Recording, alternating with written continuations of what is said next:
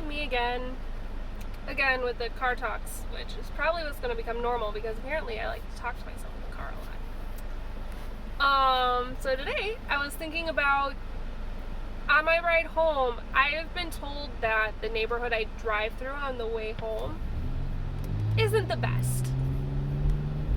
And that I should probably consider not, like, walking or biking home through that neighborhood by myself.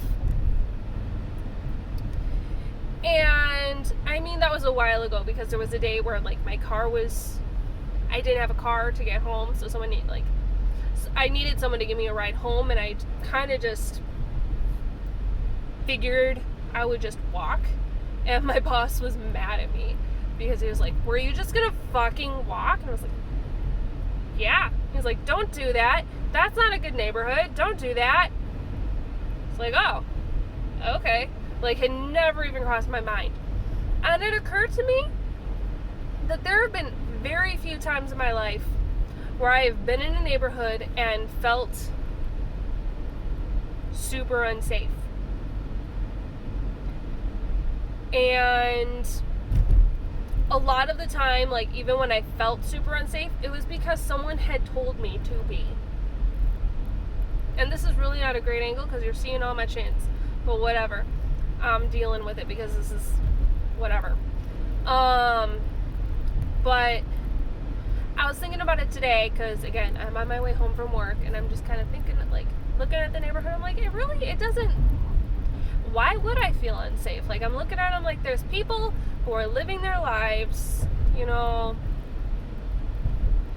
whatever, just as much as I'm living my life. And then it occurred to me, maybe I don't feel any less safe here because I always, in the back of my mind, have that little tinge of, like,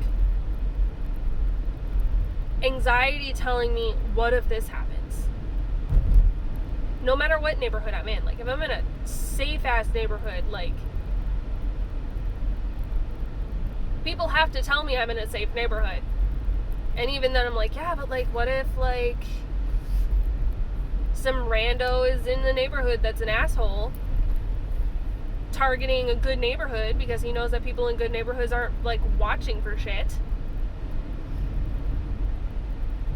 Comes up and steals my shit. I'm not gonna leave my shit at the bar. I don't know this bartender. Shit, no. So I've had that happen too. Where I've been at a bar, like in a good neighborhood, and they're like, "Oh, it's fine. We don't have to have somebody watch our stuff because we know the bartenders, and like, it's a good neighborhood. And, like, the chances of something happening are super low. But even if it did, like, we know the bartenders. We'd be able to like look at the cameras and like find everything or whatever. I'm still not gonna fucking leave our shit. Fuck that. I like my shit. It's my shit." So, I don't know, maybe it's just that little tinge of anxiety for me. Because, I mean, I already know I got at least low levels of anxiety and some pretty reasonable levels of ADHD. And every once in a while, my depression will flare up, and that's pretty great. That's a thing that runs in my family. But yeah, mental things.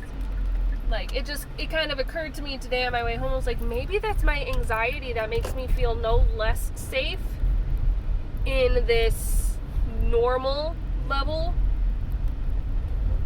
maybe that's why the normal level neighborhood to me is such a broader spectrum than for a lot of people, is because I've got anxiety kind of just constantly pinging concerns at me.